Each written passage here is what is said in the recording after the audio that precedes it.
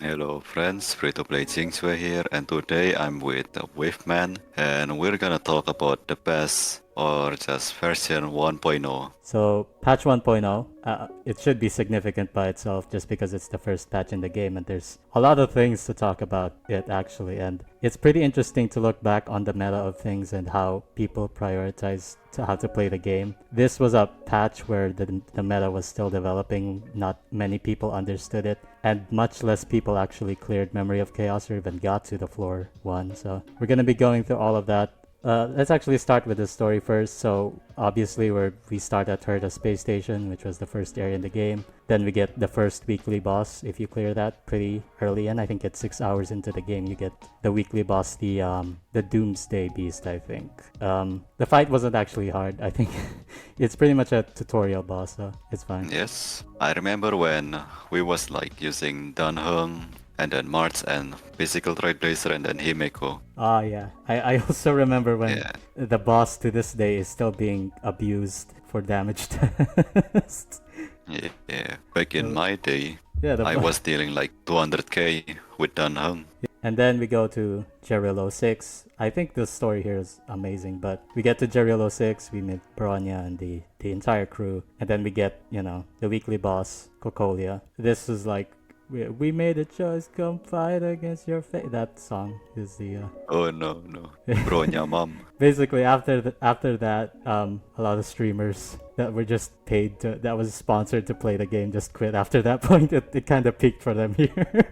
Actually true. Okay, for me, I think it was the choice doesn't really matter. Like when you just go to a Jerilo 6, you just solve the crisis there.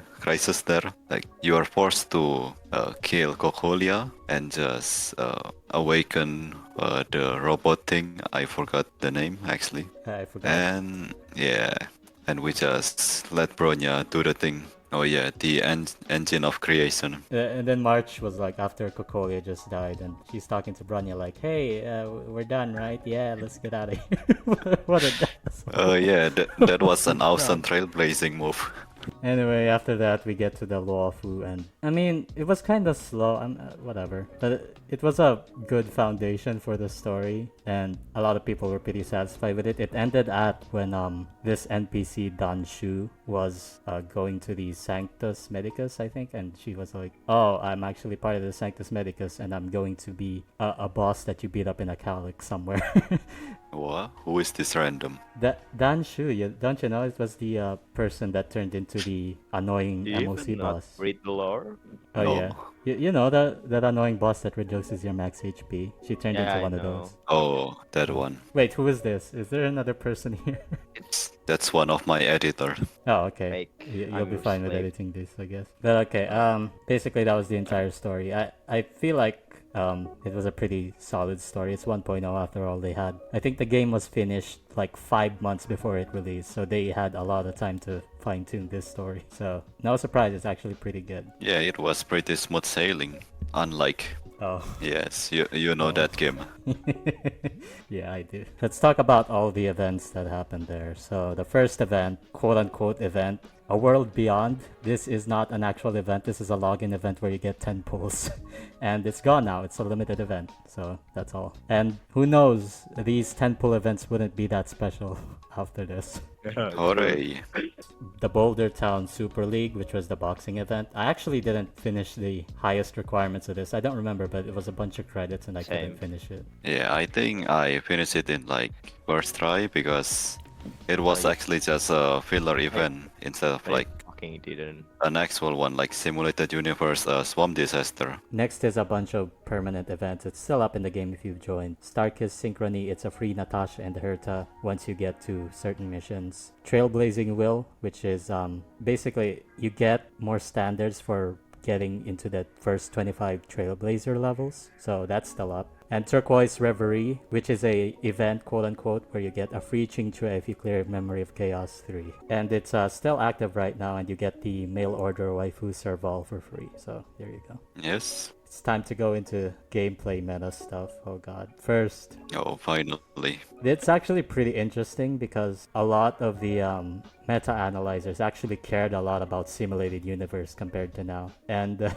more specifically, World 6, that was a pretty hard boss. It's Cocolia, and the thing is, in this time, the game on 1.0, most people were at like level 60 or level 70. So this boss was And there- really annoying. And there wasn't a good sustain either.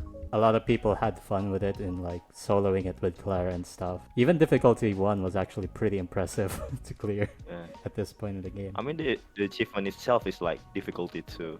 I think I cleared this when I was level 60 with like a Himeko and a Fire MC run, which was pretty tight. I didn't post it, but it was pretty hard to do runs in World Yeah. 6 back then. Beating simulated universe for the first time was like, even if it was difficulty 1, you would flex it to your friends because look at me, I cleared this. I think I remember my experience, but I think it was pretty easy because in my first like 40 pulls I got Chapart, and then in my next 50 pull I got Bailu, so I literally just run like the preservation blessing. Yeah, just Honestly, I it's remember my team was just Chapart, Bailu, Fire MC, and yeah, Jing.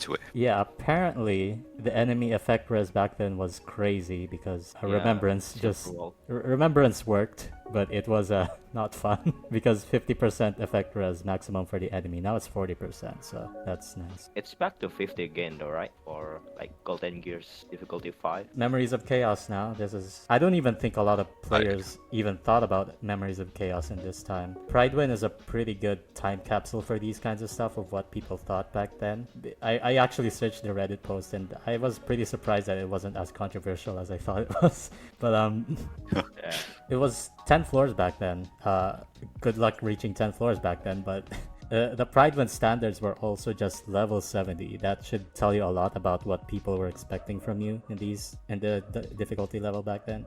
And it was 3 waves. Oh yeah, I remember that. Also, a lot of tier lists, not just Pridewind, would put healers and tanks into S tier and basically essential for account because being low level is a tough time surviving already by itself, and people really valued a lot of that. Yeah, I think I remember Pride when Clara calculation is using special station, and then but she's on like 119 speed, so yes. Yeah. Yeah. And they also really valued Clara because of how tanky she is. So she was pretty brain dead for later floors of MOC compared to the other DPS units. And also I'm gonna talk specifically in this tier list about first March 7th because it's pretty interesting that she's still A tier. I mean, I guess it's not that much of a competition when you only have 5 people gunning for you. But she was pretty low too because people didn't discover the freeze build, and it was also pretty impactful that the freeze build based off EHR wasn't yet buffed until 1.1, so she was pretty shitty for that time. The freeze build, which she is now most useful for, just wasn't viable back then. Anyway, you go. Like, so the reason that March is still like, I think it's still A tier even in 2.0 because there is like DOT come now, so March freezes and then the enemy just go back like 50% faster and just trigger more DOT.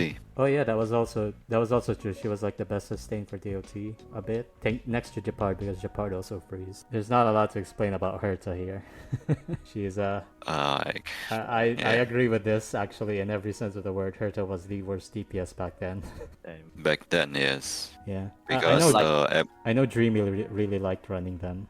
so the reason Herta was D tier because it's not really, the enemy doesn't really summon any minion back then. So I think the early MOC is just like the fire elemental thing, yeah. I also shared the same opinion that Herta did not feel good to run at that time. Oh, next up. So that's why let's talk about Himeko Destruction, now. Han. Oh, like, okay, Himeko. Alright. Well, kind of the same issue. But at least she still can, proc the follow-up without any conditions. Like, you can trigger it anytime. Well, the condition is you need to break, and back then it was really hard to like make a team with her. True. I remember Himeko has like the highest attack stat, even Yeah, higher than Seele. Yeah, it's like that's true. But 700. yeah, she's still like her scaling is a bit lower than like most erudition. Yeah, and she really depended on follow-ups. But the ads that were... This is actually pretty interesting. The ads that the bosses were summoning were not Fire Week at all. So it's a... you know. And I guess because she's a 5-star character, the standards for her were a lot higher. Yeah, that's her. Yanqing and Seele were highly rated somehow. Yeah, it's because I mean, if you the look at MOC buffs, is just like it's not a lot of minions, unlike like 2.0. and most So you enemies, just need to kill them one by one. It's even enough. And I think the cycle was you can Yeah. use the 20 cycle or 15 Well, cycle. I I forgot. think it's Back then actually it was 20 cycles for the 2-star. I didn't know that would change. I didn't remember that changed actually. I always thought it was 15 or 12, whatever it is now. And also a pretty interesting point that people in the Reddit post pointed out about Yanqing is that there were a lot of Ice Week enemies. So he was really valuable back then when there was no other better Ice type attacker except for Herta. And- So and you know the buffs, because people didn't have really good relics back then. So like 20% crit rate and 30 crit damage is very good. yeah, true. It's also fair to note that this turbulence primarily buffed erudition at hunt units. But like the reason Yanqing isn't actually like S plus tier because he needs You need either power. Chapart or March 7. People used to didn't think about that much. Oh, like he needs Chapard. Okay, that's fine. I was gonna do that anyway. It's kind of like Jing Yuan, where a lot of people loved him first start, but the more options came in that were easier to build for their damage, the less it felt like running him felt really good. Because Blade can just do almost no setup at all and then do half of his damage, whereas Jing Yuan has to do a lot of setup and can still fail, get CC'd, and it's gone. He's done. I also forgot to mention this, but the new 5 stars were Seele and Jing Yuan. So 2 of these units are... I don't know what to say about these 2 right now. I mean, they're good. They're okay now. Back then, they were heralded as gods. I know that Seele in this meta is really good in pure fiction for being an SP generator, which is fucking hilarious. Jing Yuan is fine in pure fiction, at least. Like, he doesn't need Lightning Lord to kill these days, so that's fine. He also got the relic sets and all, so the 1.0 characters are sitting pretty okay there. Alright, what's next? I think that's the entire patch of 1.0 actually. Yeah, that's it. That's the entire patch of 1.0. The first patch of the that's it. game. A lot happened. Hooray! What do you think about? I think back in patch 1.0, most people doesn't know like the 3-star icon like multiplication and messing clocks. Oh yeah, that tech wasn't really in style yet because I believe it's because most people didn't even know they could get ERR ropes. I think they just thought it was impossible to get one because most people were using 4-star relics back then, right? So it was like I don't really see the difference here. But once more people got to the 5-star relics, I think they discovered about it. Maybe Kaching mains actually discovered it first, even before, so I don't know. Yeah. And I generally think we got better TCs as time went on. I don't remember Guoba existing around this time. I think he did, but I just never heard of him at that point. And you got the people that were psychotic enough to min-max the multiplication speed buff. So, you know. Yeah, I think that's it. Yeah, that's it. Pretty interesting to look back on all of this and how the meta evolved. I mean, it's only been like one full regional like 6 patches, so there's not a lot, but I mean, if you look at it now, there was a lot that happened in Memory of Chaos specifically. Pure Fiction didn't exist yet and all that other stuff. And patch 1.1 is even a bigger update than this, so yeah. Do you want to send us out? Alright, I think that's it for this video. Bye bye. Bye-bye. Subscribe and comment on Waveman channel because we are actually homeless and Shut up. we are working like 3 side jobs. I'm Yeah, not, we're I'm eating not. like McDonald's leftovers. Well, I would appreciate the subscriptions though. That would help. Yes, Yes, because please we don't donate us. we don't have any FWGG content left for isn't- this isn't it, bro? 7-week fucking patch. Thank you so much. Also, don't forget to... Wait, no, I think I already said it.